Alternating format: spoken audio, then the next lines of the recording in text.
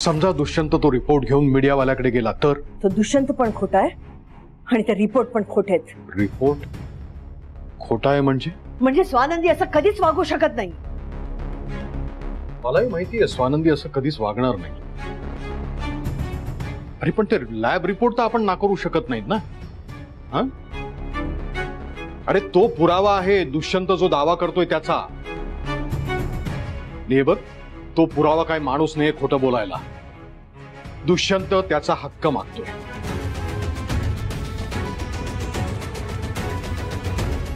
दुष्यंतचा हक्क कळतोय तुम्हाला? आपल्या मुलाच्या हक्काचं काय? त्याचा विसर पडला तुम्हाला? इतके दिवस झाले आम्हाला इथे येऊन. तुम्ही मणीला जगासमोर तुमचा मुलगा म्हणून स्वीकार करणार होतात, तुमच्या वंशाचा वारस म्हणून त्याला हक्क देणार होतात. काय झालं त्या हक्काचं?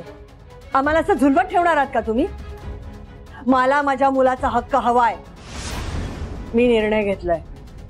जोपर्यंत मणीला तुम्ही त्याचा हक्क देणार नाही तोपर्यंत अन्नाचा एकही कण मी तोंडात टाकणार नाही.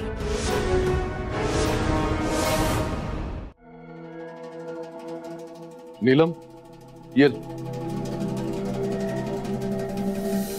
मला सगळ्यांच्या समोर आज काही सांगायचंय. बस.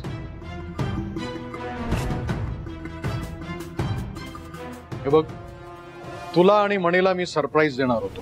परवा मणीचा वाढदिवस आहे तर त्या दिवशी मी सगळ्यांच्या समोर तुम्हाला म्हणजे तुला आणि मणीला माझं नाव आणि तुमचा हक्क देणार आहे.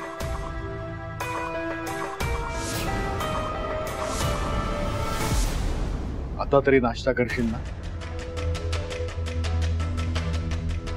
घे ना, घास घे.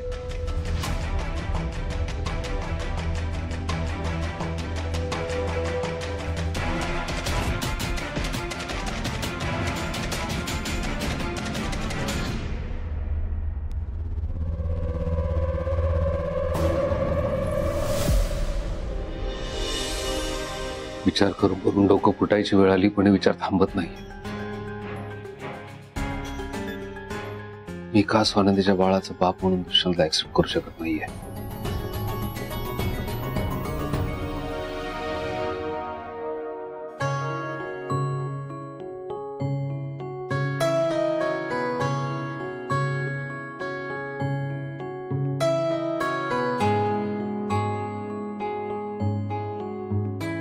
मणी सर बाळाचा पाळणा नीट करतायत.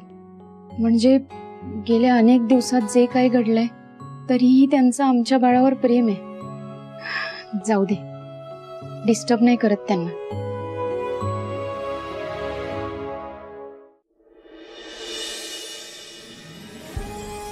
देवा विठ्ठला, तुला माहितीये उद्या माझ्या मणी